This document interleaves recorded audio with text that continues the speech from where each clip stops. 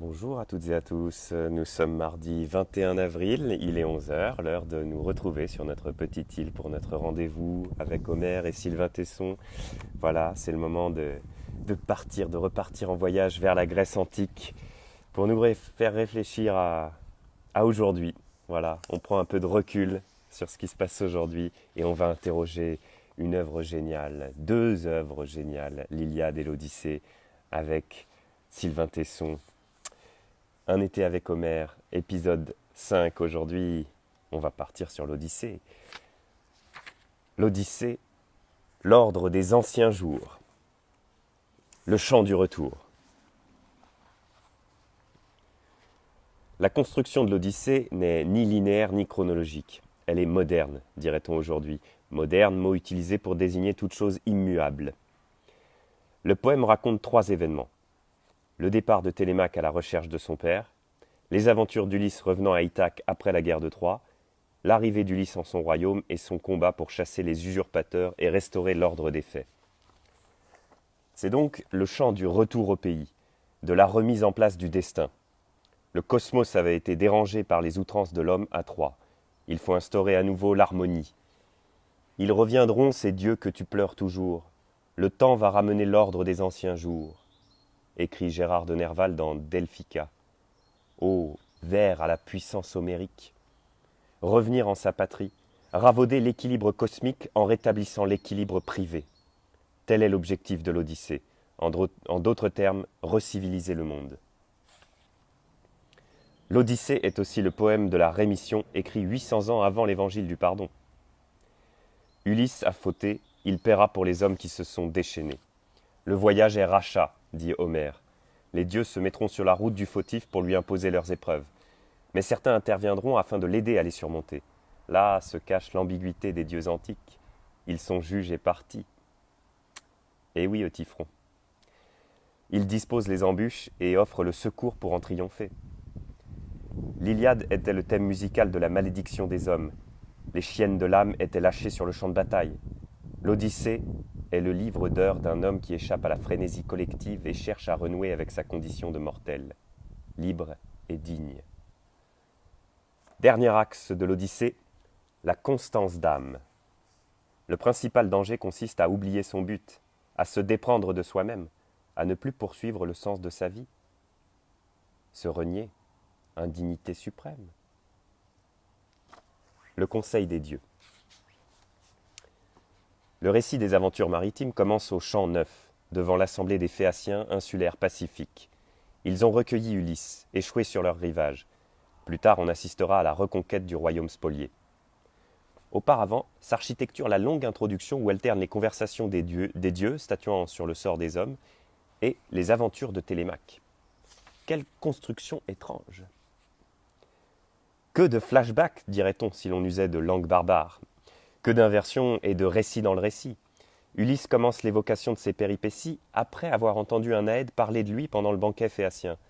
Jusqu'alors, il se tenait incognito, mais soudain, l'Aède donne vie à l'homme, l'extrait de l'anonymat. Le Verbe se fait chair. Et Homère nous confirme, avant même qu'elle n'existât, que la littérature donne corps à la vie. Cadeau. Le poème s'ouvre alors sur une image. Calypso, déesse somptueuse, retient Ulysse alors que les autres guerriers sont rentrés de la plaine de Troie. Ulysse réussira-t-il à rentrer? Les dieux, Poséidon à part, s'accordent pour que le héros soit délivré. Poséidon ne pardonne pas à Ulysse d'avoir mutilé le Cyclope son fils, mais Zeus croit savoir que Poséidon finira par s'apaiser. Le thème philosophique de ce chant s'entrecroise dans la trame des vers. Une part de liberté restera toujours à l'homme.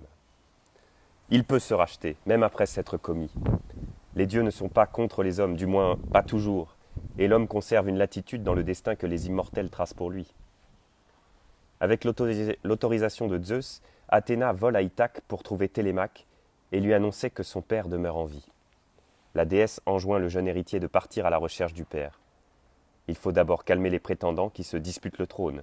Il faut gagner du temps, puis embarquer, c'est-à-dire pour un grec, agir. L'homme est une navette, libre de se mouvoir dans la haute lisse d'un destin tissé. Comme le navigateur qui décide de son cap, mais dans les limites de la mer profonde et bleue. Télémaque appareille. Il part chercher le père. Les prétendants s'opposent à son départ.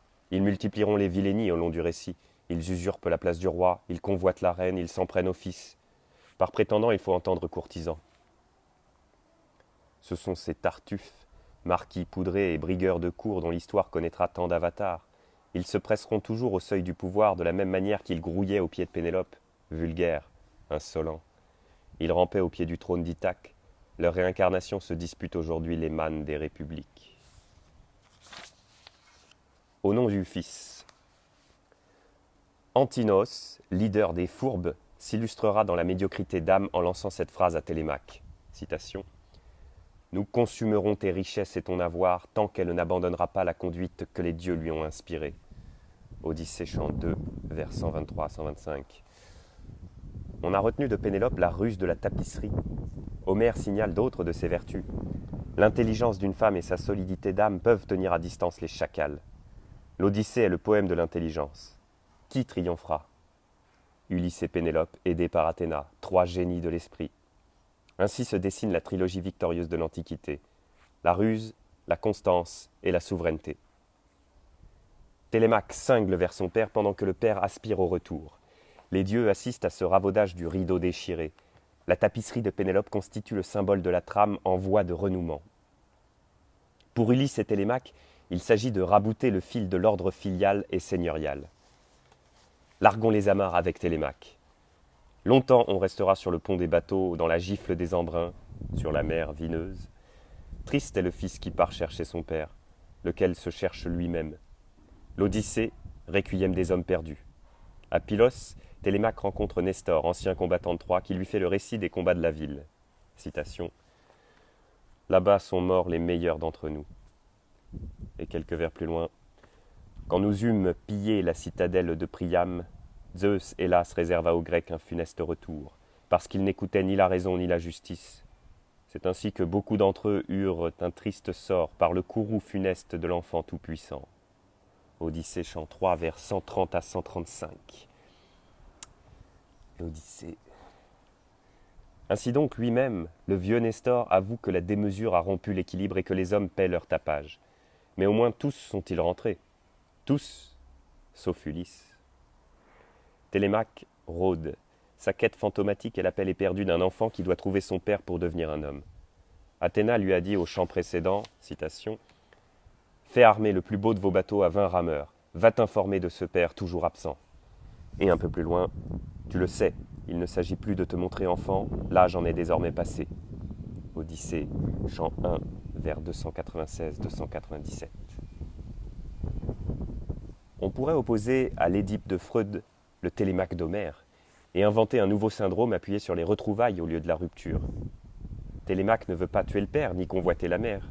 Il lutte pour retrouver son géniteur, le réinstaller sur le trône, réunir ses parents. L'Édipe freudien, lui, doit profaner ses origines pour affirmer son individualité. Puis-je avouer que je trouve plus princière la figure télémachienne? En quoi ne correspondrait-elle pas à nos structures psychiques enfouies? Télémaque parvient en Laconie et rencontre Ménélas et Hélène, par celui-ci reconquise. Nous sommes encore dans le monde de la guerre. L'Odyssée n'a point commencé tout à fait. Ménélas raconte au fils d'Ulysse les exploits de son père, le cheval de Troie, la mort d'Agamemnon piégé par Égiste. Ulysse est déjà un héros connu.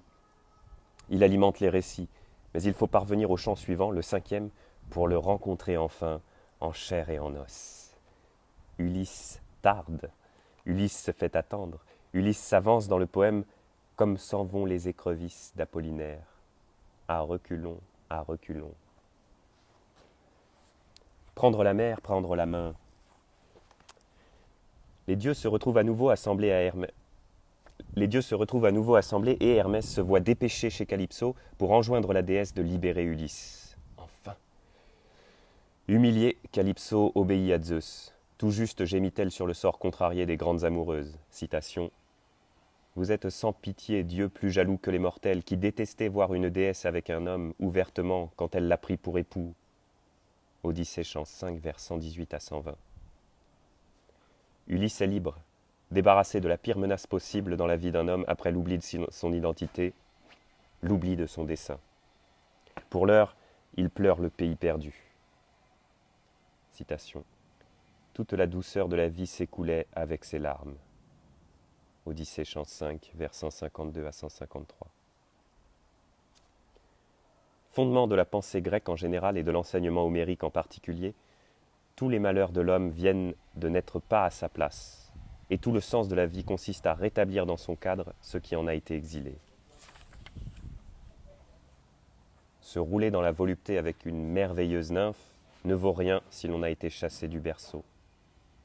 On se souvient de Karen Blixen dans La ferme africaine écrivant « J'étais là où je me devais d'être ». À la verticale de soi, ajouterait la championne d'escalade Stéphanie Baudet. Pour un grec, la bonne vie se joue dans la patrie de sa présence. L'Odyssée est le poème du retour à soi, en soi et chez soi.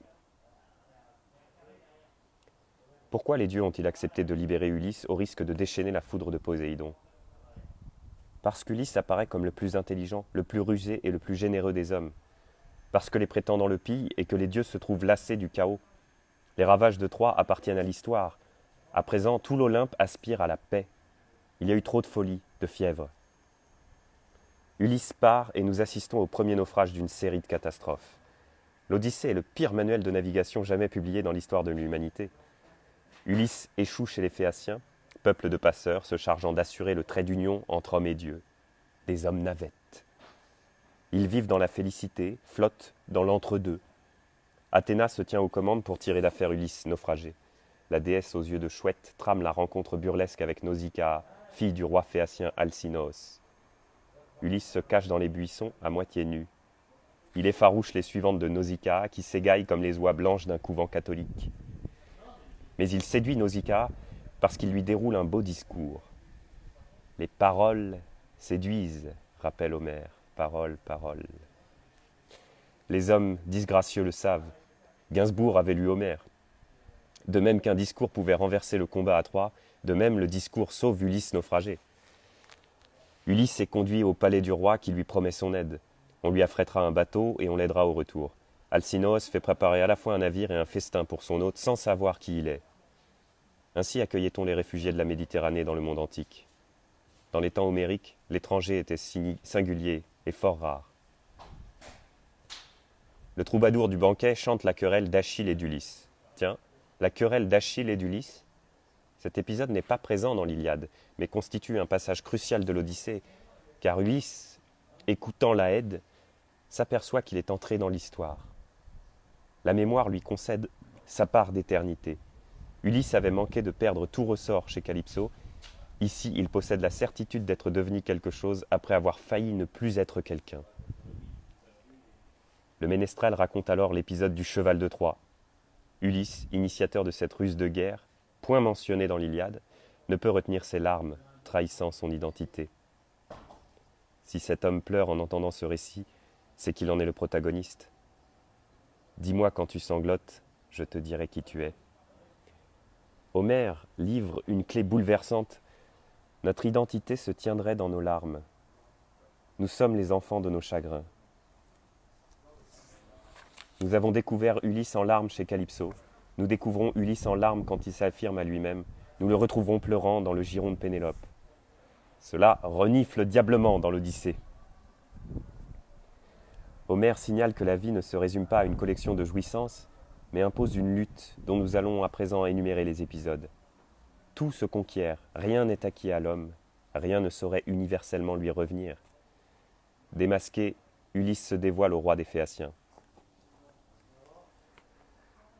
Je suis Ulysse, fils de Laërte, dont les ruses sont fameuses partout et dont la gloire touche au ciel. J'habite dans la claire Ithaque. Odyssée, chant 9, vers 19 à 21. Notre héros a décliné son nom, son père, sa patrie, une manière antique de s'identifier, qui l'on est, d'où l'on vient, où l'on va. L'identité ici ramassée cimente la trilogie de l'origine, de la généalogie et de la gloire. Le temps, l'espace et l'action s'articulent. À la demande du roi phéacien, Ulysse commence le récit de son Odyssée de Troie jusqu'à l'antre de Calypso. Homère, à ce moment de l'Odyssée, invente la littérature, art de raconter quelque chose déjà advenu et qui survivra dans les mémoires. Le récit commence, il durera jusqu'au chant 13. La lanterne magique va projeter ces scènes où l'imagination le dispute à l'enseignement. Ulysse s'en revient de la guerre, c'est le début du récit. Citation. Loin de Troie, le vent m'entraîna chez les Cicones. Je pillai Ismaros et massacrai ses défenseurs. Odyssée, chant 9, vers 39 et 40. Le vent, ce hasard des marins, emporte chez un peuple inconnu le héros d'Ithaque. Ulysse ne s'est pas débarrassé de ses réflexes martiaux. L'énergie destructrice de Troie l'anime encore. Il pille et massacre selon ses propres termes. L'Ubris n'est-elle pas tarie? Cela viendra, car l'Odyssée couve en elle la magie de la métamorphose. Fin de l'épisode d'aujourd'hui. On se quitte sur le mot de métamorphose. Et je me dis, voilà, profitons du confinement pour se créer une belle chrysalide chacun et sortons du confinement papillon. Belle journée à vous.